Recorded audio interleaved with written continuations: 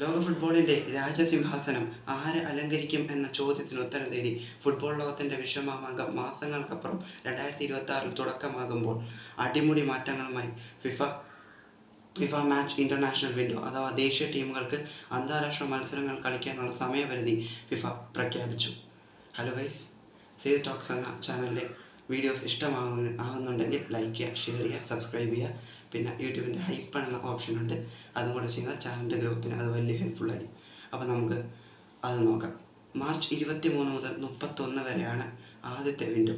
ഇത് FIFA world cup ക്വാളിഫയറുകൾ അവസാനിച്ചതിന് ശേഷമുള്ള play off ഏകദേശം അവസാനിച്ചതിന് ശേഷമുള്ള പ്ലേ ഓഫ് ഘട്ടമായിരിക്കും നടക്കുക.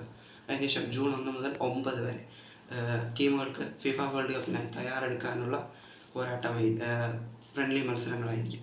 അതിനുശേഷം ഏവരും കാത്തിരിക്കുന്ന അടിമുടി മാറ്റങ്ങളുമായി എത്തുന്ന ചരിത്ര പ്രാധാന്യമുള്ള ഫിഫ വേൾഡ് കപ്പ് ഫുട്ബോൾ ലോകത്തെ വിശ്വമാമാങ്കത്തിൻ്റെ രീതി തുടക്കമാകുന്നു. ജൂൺ 16 മുതൽ ജൂലൈ 19 മുതൽ ഏറെ മാറ്റങ്ങളാണ് ഇത്തവണ.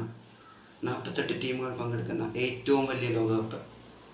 കൂടാതെ 3 രാജ്യങ്ങൾ USA, കാനഡ, മെക്സിക്കോ ആതിഥേയത്വം വഹിക്കുന്ന ആദ്യത്തെ ലോകകപ്പ്.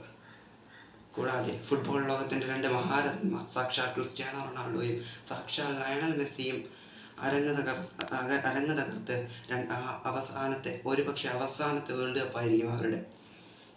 അതിനുശേഷം ജൂലൈ 19 വേൾഡ് കപ്പ് അവസാന ശേഷം സെപ്റ്റംബർ 21 മുതൽ ഒക്ടോബർ 6 വരെ ഫിഫ വേൾഡ് കപ്പിന് ശേഷമുള്ള വിൻഡോ. ഏറെ മാറ്റങ്ങൾ അവിടെ വരുത്തിയിട്ടുണ്ട്. സാധാരണ സെപ്റ്റംബറിലും ഒക്ടോബറിലും സെപ്പറേറ്റ് വിൻഡോസ് ആയിരുന്നു. എന്നാൽ ഇപ്പോൾ വരുത്തിയിരിക്കുന്ന മാറ്റം പേഴ്സണലി എനിക്ക് നല്ലതായിട്ടാണ് തോന്നുന്നത്. കാരണം ലാറ്റിൻ അമേരിക്കയിൽ നിന്ന് യൂറോപ്പിൽ നിന്ന് ലാറ്റിൻ അമേരിക്കയിലേക്കും ഒരുപാട് ട്രാവലിംഗ് ഉണ്ട്. അതേപോലെ ഏഷ്യയിൽ നിന്നും അത് താരങ്ങളുടെ മാച്ച് ഫിറ്റ്നസ്സിനെ ബാധിച്ചിരുന്നു മുമ്പ്. ഇപ്പോൾ അവരുടെ മാച്ച് ഫിറ്റ്നസ്സിനെ ബാധിക്കാത്ത രീതിയിലാണ് ഫിഫ അറേഞ്ച് ചെയ്തിരിക്കുന്നത്.